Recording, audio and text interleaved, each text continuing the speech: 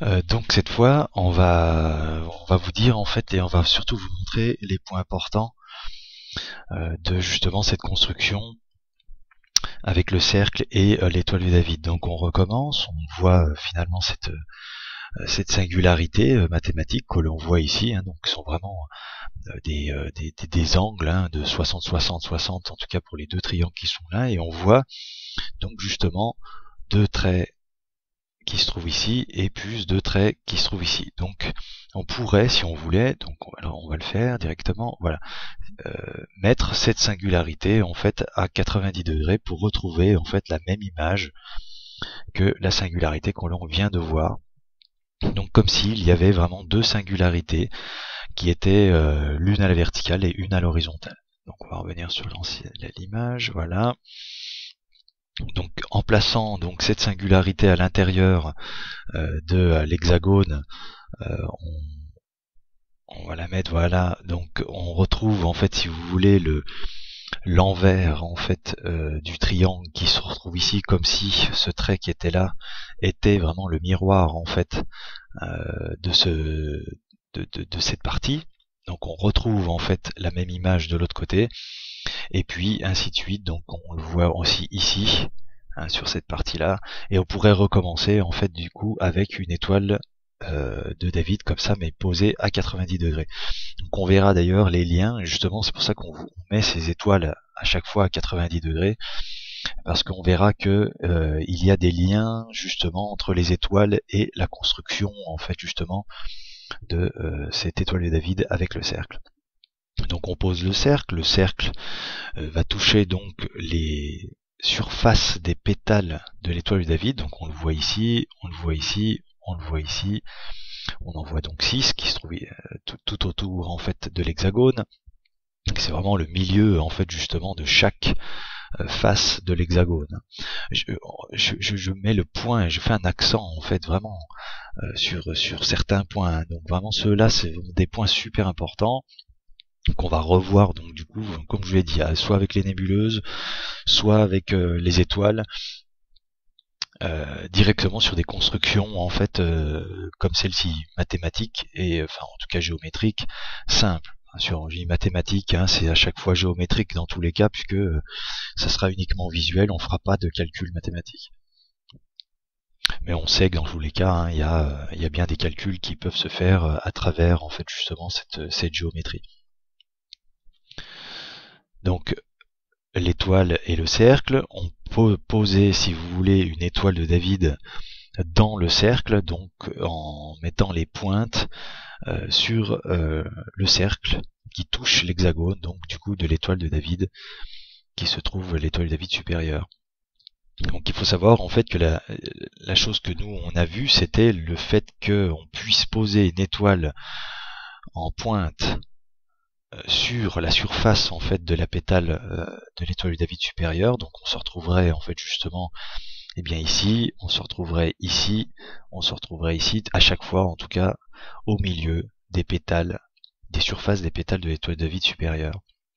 Exactement de la même façon en fait que l'intégration que l'on peut faire en fait avec la singularité. Hein, on va le revoir, voilà, la singularité en fait justement coupe le centre des pétales de l'étoile de David. Donc on n'a qu'une seule singularité dessinée dans ce sens-là. On peut voir que ce trait qui se trouve ici est le même finalement que celui qui se trouve ici, donc à la verticale, pour justement cette singularité qu'on trouve à l'horizontale. Donc on peut continuer en fait cette même structure avec l'étoile qu'on vient de dessiner. Donc on va recommencer, on remet en fait un cercle qui touche en fait l'hexagone à chaque fois au centre des pétales de l'étoile de David, sur ces points-là en fait, bien très exactement. Et on continue, donc on retrouve finalement l'étoile qui est la plus petite en fait, qui est vraiment directement en relation en fait celle-ci avec l'étoile de David, qui a été, si vous voulez, mis en exergue par la structure en fait qu'on l'on trouve, la structure géométrique que l'on trouve à l'intérieur de la pyramide.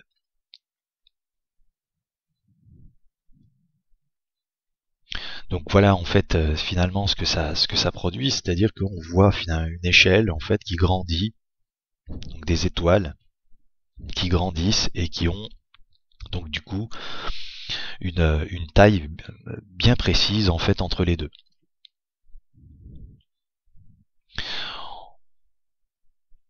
En remettant en fait la structure, on peut s'apercevoir qu'effectivement on peut prendre en fait les pointes de l'étoile inférieure par exemple qui se trouve ici et tracer une autre étoile de David verticale en touchant ces pointes, voilà, directement en fait. Hein. Alors pourquoi on fait ça? En fait, on l'a trouvé en fait en fonction de justement cette structure qui est directement dessinée dans la pyramide d'Égypte. On le voit en fait, enfin surtout on l'a calculé qu'à partir du moment en fait où on a intégré les piliers en fait qu'on voit ici et ici, qui sont en fait les deux piliers qu'on voit ici et ici de l'étoile de David. À partir du moment où on a mis une singularité à gauche et une singularité à droite sur l'étoile de David, on s'est rendu compte que ce trait qui pointait en fait, d'ailleurs c'est marrant parce que justement cette singularité est tellement bien faite qu'elle se touche de pointe à pointe là, qui sont vraiment ici en fait sur ces parties-là, n'était pas en fait exactement, si vous voulez, ce que l'on trouvait en fait justement dans la structure. On vous le montrera en fait par l'intermédiaire d'autres images, en fait, en tout cas quand on aura tout mélangé, enfin une partie, on verra en fait que on trouvera en fait justement cette différence qu'il y a, puisque si on prend la même image que celle-ci, on voit en fait ce trait partir directement de la pointe de ces deux triangles, et la pointe de ces deux triangles se trouve ici. Donc si on fait partir le même trait que celui-ci sur la pointe du triangle, on touche pas en fait justement cette étoile de David qui se trouve ici. Ouais, elle monte un petit peu plus haut comme ça et elle arrive en fait à peu près par là. Donc qui est l'image en fait justement de cette structure, puisque on voit qu'on a un déplacement en fait justement de la singularité en fait sur le cercle. Donc on refait la même chose en fait pour le supérieur. Donc l'étoile de David supérieure basée exactement sur le même principe en fait du cercle. Ce qui nous a choqué nous, c'est cet espace qu'il y a entre justement cette singularité là et la pointe de l'étoile de David à l'horizontale qui touche le cercle. Donc c'est vraiment ces petits espaces vides en fait qui nous fait dire qu'il y avait quelque chose vraiment de particulier en fait sur cet espace vide. Il faut savoir que à chaque fois qu'on a voulu trouver au centre, en fait, à chaque fois, on était positionné sur le cercle. Toujours positionné sur le cercle, comme, si vous voulez, comme une manivelle. C'est-à-dire qu'on n'est jamais accroché sur le point central. On est toujours accroché, en fait, sur un bras qui, lui, a comme point pivot, effectivement, le point central, mais qui a comme si vous voulez, comme poignée, en fait, pour la manivelle, directement le cercle. Donc indépendamment du cercle que l'on voit ici, en fait on sait qu'il y a un cercle en fait qui va de là jusque là. Donc il y a un diamètre en fait qui est vraiment cette partie-là. Ça nous trace en fait directement, et c'est ça qui devient vraiment très intéressant, c'est que ça nous trace une singularité complète, comme je vous ai dit la dernière fois, c'est-à-dire par la pointe. Donc on le voit ici, en fait les deux triangles en fait par la pointe, et ce losange que l'on voit ici tout autour en fait, qui est aussi en fait fait partie aussi, si vous voulez, de la singularité. Donc on peut s'apercevoir que finalement cette partie-là est la ceinture en fait justement que l'on cherche, la ceinture d'Orion en fait. Donc cette ceinture est la ceinture de la singularité.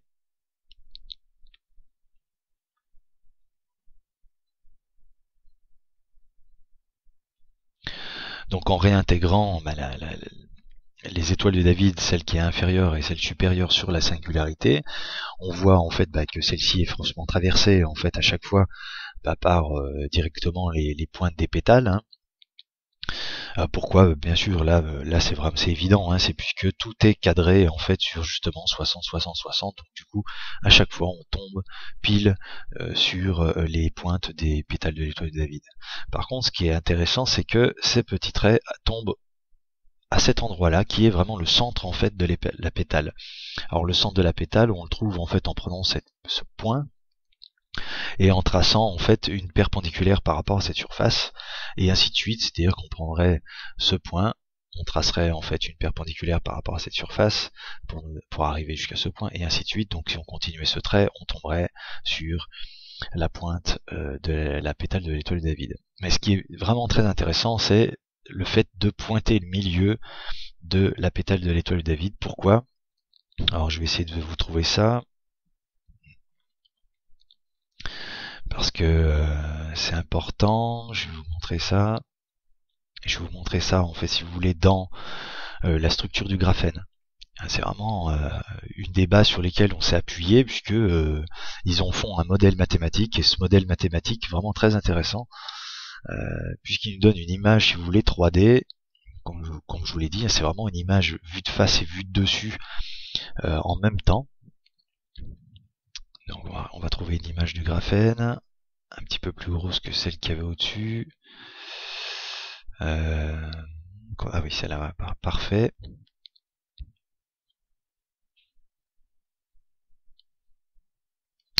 Donc voilà. Alors là, vous avez l'image du graphène, donc l'image mathématique du graphène. Et alors ce que l'on voit en fait, c'est que ces points qui sont ici sont les images des atomes de carbone disposés en fait sur un hexagone. Donc le trait noir qu'on voit ici en fait est un hexagone. Donc c'est vraiment l'hexagone du graphène, hein. C'est l'hexagone que l'on voit. Je vais vous en montrer une autre image, comme ça vous allez parfaitement voir en fait ce que c'est que cet hexagone de graphène. Voilà, c'est typiquement ça en fait, hein. Donc là c'est la structure en fait, si vous voulez, du graphène. Voilà, la structure du graphène en fait est de ce type-là, en fait, et l'hexagone que l'on voit ici en fait est l'hexagone noir en fait que l'on retrouve ici dans le modèle mathématique. Donc ces points qui sont ici sont, comme je vous le disais, la représentation des atomes de carbone. Mais quand on regarde vu du dessus, donc c'est-à-dire qu'on regarde de la flèche que j'ai mis au-dessus là, et on regarde dans ce sens-là. Donc c'est comme si on était au-dessus en fait justement de ces structures, on regardait dans ce sens-là. Qu'est-ce qu'on verrait? On verrait l'étoile de David qu'ils ont mis en projection. D'accord? Si on veut retrouver donc l'image des atomes de carbone qui sont sur cet hexagone, dans cette vue du dessus, on les retrouverait au milieu des triangles. Voilà, on le retrouve ici, ici et ici. Donc vraiment le milieu des triangles. C'est vraiment le milieu du triangle qui nous intéresse, puisque on cherche l'origine en fait. L'origine, c'est chaque point de carbone en fait, chaque milieu en fait justement de ces points de carbone, on retrouverait donc au milieu de l'étoile, de chaque pétale de l'étoile de David. Donc déjà, ce qui est assez marrant, c'est qu'ici vous voyez il trace un cercle qui est vraiment l'image en fait de ce dôme qui se retrouve ici. Donc pas de pointe. Vous voyez, donc déjà c'est intéressant de voir ici qu'il trace une pointe en fait à cet endroit-là, malgré en fait que si on zoomait très fort en fait sur cette partie-là, on verrait en fait que justement il n'y a pas de point non plus. C'est ce dôme qu'on voit ici en fait qu'on retrouverait en tout petit sur cette partie-là. Donc là on voit déjà que ça démarre d'un cercle, ça se transforme en fait en un hexagone. Et cet hexagone en fait n'est encore pas l'hexagone que l'on retrouve en fait sur chaque pointe de l'atome de carbone, puisque cet hexagone est en fait ici, ici, ici, ici, ici et ici. C'est vraiment des points super importants. J'insiste vraiment là-dessus. Il faut absolument en fait que vous sachiez ça, puisque ça va être vraiment le fondement, puisque c'est par ici en fait que ça va sortir en fait. C'est vraiment du milieu du triangle que ça sort et non pas par un des côtés. On verra qu'il y a plusieurs images conceptuelles justement de cette construction. Mais une des images les plus importantes, c'est vraiment le centre en fait justement des pétales de l'étoile de David. Alors bon, on pourrait vous dire en fait pourquoi ça fait un triangle, parce que l'image en fait justement de l'atome de carbone est un triangle. Donc on a un triangle en fait à chaque fois en fait qui se complète en fait, puisque justement c'est comme si ces atomes de carbone étaient associés entre eux et donc du coup tracent ces intersections de pétales en fait directement et s'associent entre elles pour tracer donc cette étoile de David. Donc on avait vu que on avait une vue en fait du dessus qui ressemblait à une étoile de David, mais on a vu de face en fait aussi qui ressemble à une étoile de David. Donc cette pointe qui n'en est pas une, donc qui est ici en fait, et que nous, ce dôme là qu'on voit ici serait en fait vers le haut en fait de la pointe de l'étoile de David. Donc on aurait un dôme ici à cet endroit-là, et on aurait un dôme de l'autre côté en fait à cet endroit-là. Les points caractéristiques que l'on voit donc de ces atomes de carbone, on les retrouverait, donc du coup c'est parfait puisqu'on a cette pointe en fait qui est pratiquement au milieu, hein. Bien sûr on est sur une vision 3D légèrement décalée, hein, mais point du milieu, point gauche, point droit. Donc en fait on voit 3 points en vue de face, mais on voit pas les points qui sont à l'arrière. Donc point gauche, celui-ci, donc on l'a à cet endroit-là. Point du milieu, celui-ci. Point de droite, celui-ci. Donc ça veut dire qu'en fait à chaque fois on a un double de l'autre côté. Hein, donc ces 3 points qu'on voit à l'arrière là, on les voit pas ici puisqu'ils sont l'un sur l'autre, hein, puisque la vue de face est là pour le coup parfaite, donc du coup on n'a pas de décalage en 3D. Donc on continue en fait justement sur cette singularité en fait. Hein. Alors pourquoi on a insisté en fait justement sur ces piliers en fait. Alors ces piliers que l'on voit ici, les deux qui sont là en fait à côté en fait de cette singularité, ce n'est ni plus ni moins en fait que la structure que l'on vient de voir, hein, qu'on a remis à l'échelle en fait supérieure, sur l'étoile supérieure. Donc là on va réintégrer, si vous voulez, hop, les deux étoiles justement qui sont impliquées là-dedans. Ici une singularité, ici une singularité, ici une singularité et ici une singularité. Donc c'est pour ça qu'on parlait de piliers en fait, hein, parce que justement je vais vous montrer directement en fait une autre vision en fait que l'on peut avoir justement de ces deux piliers et la création en fait, si vous voulez, d'une singularité par deux piliers. Donc celle de droite celle de gauche et celle de droite. Exactement de cette façon-là. Donc on va repartir après sur cette même image en fait, et puis on va la mettre à 90 degrés. Donc on continue, on voit en fait que justement, on voit là la singularité à 90 degrés en fait directement liée par les centres des pétales de l'étoile de David. Donc on a vraiment le centre des pétales vraiment qui sont sur les pointes en fait du triangle, voilà, de la singularité que j'ai tracé en bleu là horizontale, qui est d'ailleurs en relation directe en fait avec les constructions qu'on va vous montrer, puisqu'elle est légèrement plus grande que la singularité de départ qui en fait est ici sur l'étoile de David. Voilà, celle on avait mis presque placée en fait sur l'étoile de David au milieu en fait est légèrement plus petite que celle qu'on vient de vous tracer en bleu. Donc on va reprendre en fait, vous voyez l'image en fait que je vous ai mis à gauche en fait avec le système fractal par pilier, hein, puisque à chaque fois je vous montre en fait justement la dimension en fait des piliers par rapport à la structure, hein, toujours l'étoile de David et le cercle. Donc on va le mettre à 90 degrés. On se retrouve avec un pilier en haut et en bas qui eux maintenant sont pas positionnés à la verticale mais bien à l'horizontale. Donc pour que je fasse un tracé le plus précis possible, j'ai relié donc les pétales entre elles, donc les pointes des pétales en fait entre elles, enfin les pétales, je me comprends, hein, puisque du coup si on traçait véritablement en fait l'étoile de David, ben, on se retrouverait avec une étoile de David horizontale, avec une pointe en fait horizontale à droite et une pointe horizontale à gauche. Donc là pour avoir en fait le milieu des triangles correctement, j'ai tracé donc ces deux traits blancs en fait justement qui se rejoignent. Donc qui fondamentalement touchent à chaque fois les pointes de chaque singularité. Donc je vais retracer la singularité, donc celle que vous avez vue en fait au tout début. Donc on les retrouve en fait, donc ça veut dire qu'en fait à chaque fois qu'on trace une singularité, celle-ci est possible de la tracer par une structure justement qu'on vient de vous montrer, donc structure de construction par l'étoile de David et par le cercle, pour trouver en fait justement la singularité qui nous intéresse. Celle-ci en bleu en fait que l'on voit, avec donc du coup ces traits qui partent sur le côté comme ça et qui viennent toucher en fait justement les angles des deux singularités en fait en haut et en bas. Donc assez troublant en fait que justement on puisse faire une singularité par l'intermédiaire de deux piliers, mais on aurait eu tendance à dire c'est les deux piliers qui retracent une singularité intérieure verticale. En fait, eh bien non, on voit bien en fait que c'est bien une singularité en fait horizontale qu'on a mis à 90 degrés qui se retrouve à la verticale aujourd'hui, enfin sur cette image là, mais qui donc du coup met les deux piliers en fait sur l'horizontale.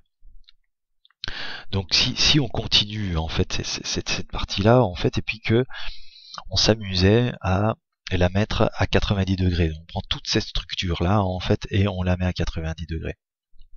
On se retrouve avec cette image.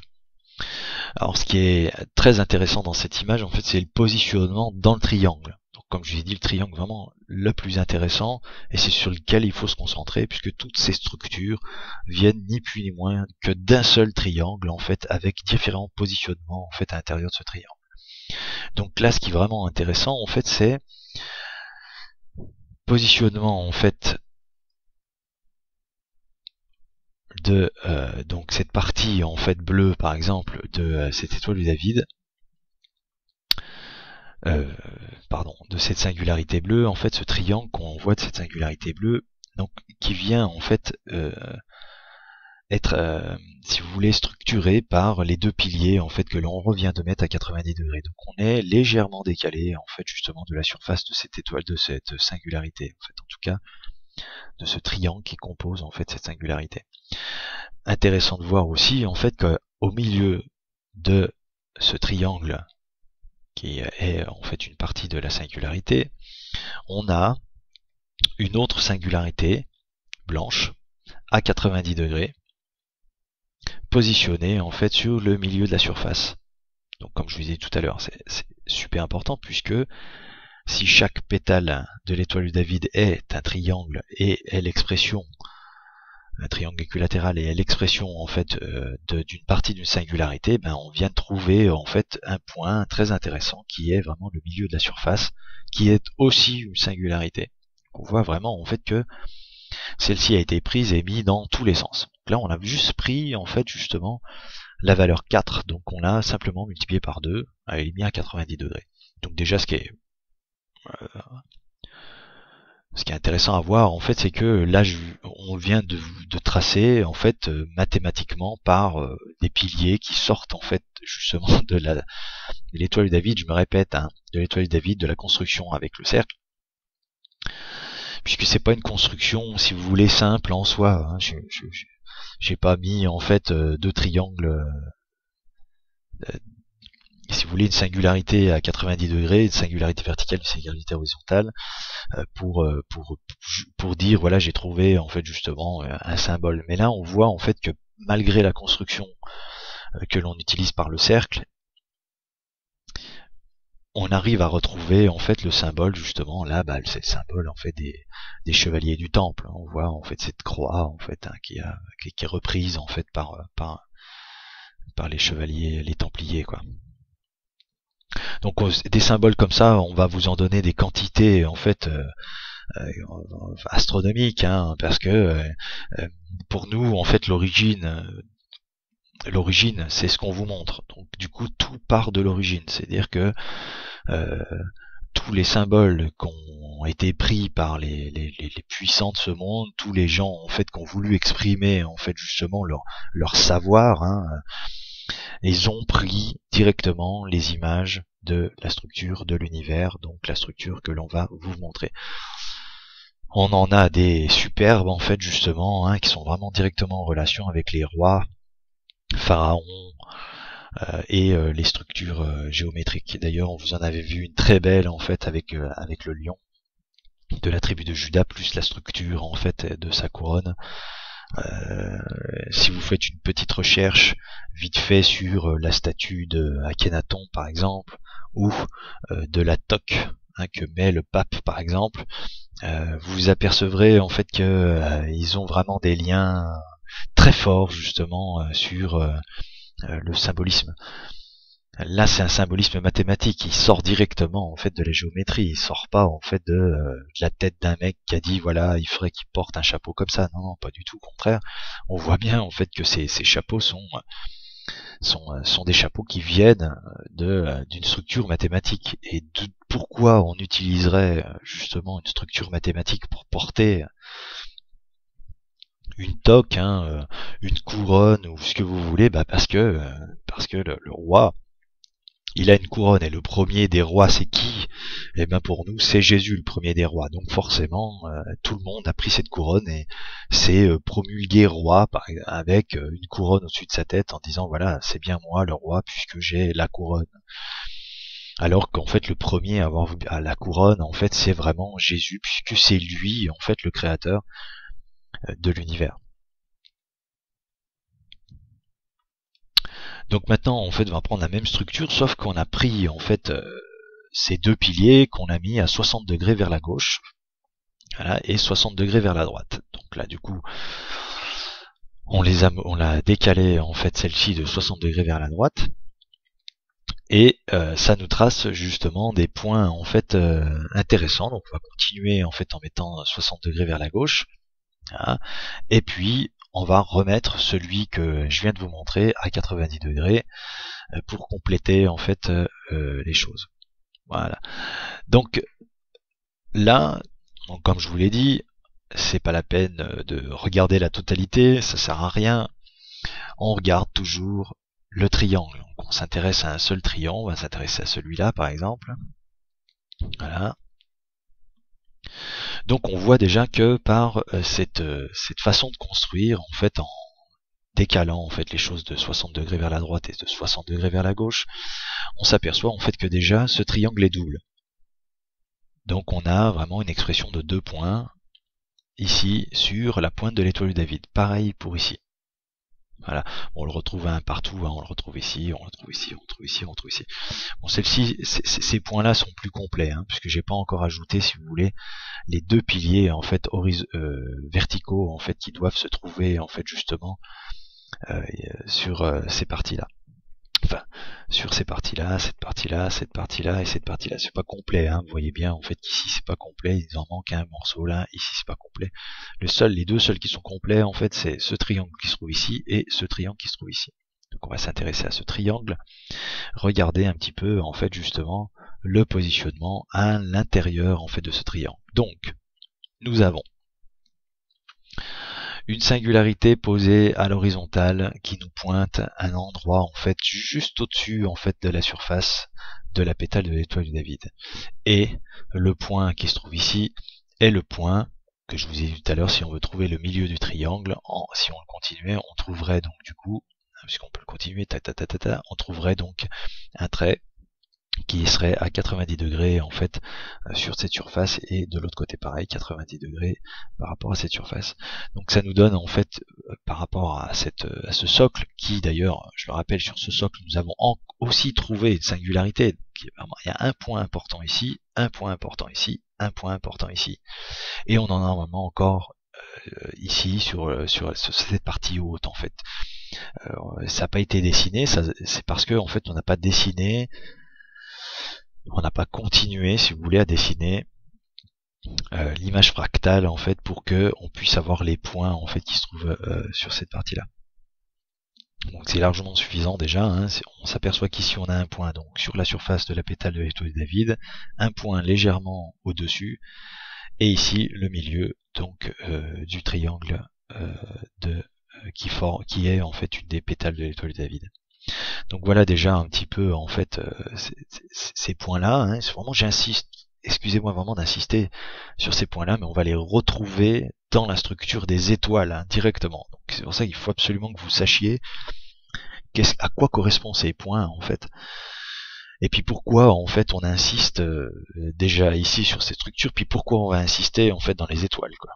là, vous allez vous apercevoir qu'on va insister dans les étoiles. Bah oui, pourquoi? Parce qu'elle elle fait partie, en fait, justement, des points de singularité, en fait. Donc il y en a partout, hein, comme je l'ai dit, il y en a partout, partout, partout, partout.